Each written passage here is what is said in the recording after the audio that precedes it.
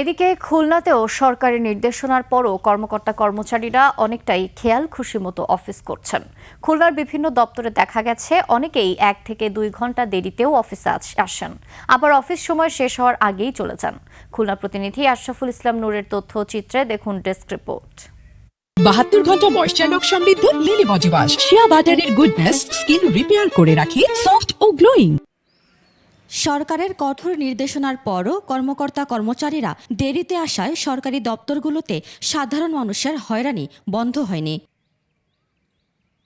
দূর দূরান্ত থেকে আসা সাধারণ মানুষ কাঙ্ক্ষিত সেবা না পেয়ে হতাশা নিয়ে ফিরে যাচ্ছেন। আর সাধারণ মানুষের দুর্ভোগ কমাতে সরকারের এই সিদ্ধান্তকে সাধুবাদ জানিয়েছেন স্থানীয়রা। বাংলাদেশের নাগরিক হিসাবে এটাই প্রত্যাশা, যাতে প্রধানমন্ত্রীর সেই আহ্বানে সাড়া দিয়ে প্রধানমন্ত্রীর সেই নির্দেশ বাস্তবায়িত হয়। এই জিনিসটা যদি বরকরার থাকে তাহলে খুবই অতি শীঘ্রই আমাদের দেশ অনেক উন্নত হবে। খুলনা জেলা প্রশাসনের অতিরিক্ত জেলা প্রশাসক বিতান কুমার মণ্ডল এবং স্থানীয় সরকার পরিচালক আরিফুল ইসলাম ছাড়া অন্য কর্মকর্তারা সকাল 9টায় অফিসে আসেন। তবে দেরিতে আসার অন্য ব্যাখ্যা দিলেন স্থানীয় সরকার পরিচালক। টাইম ইজ এ ফ্যাক্টর, মানুষের তো জীবন সীমিত।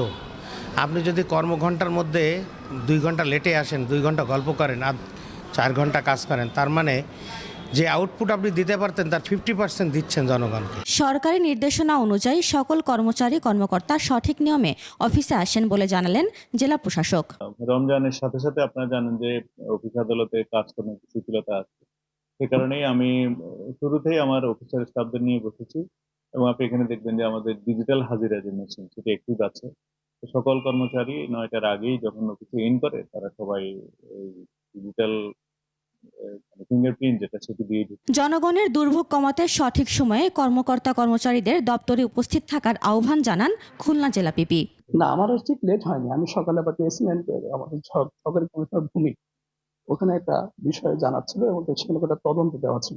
Khulna range DIG, city corporation, sub registry office, জেলা পরিষদ সহ অধিকাংশ সরকারি দপ্তরে সঠিক সময়ে শীর্ষ কর্মকর্তাদের দেখা গেছে।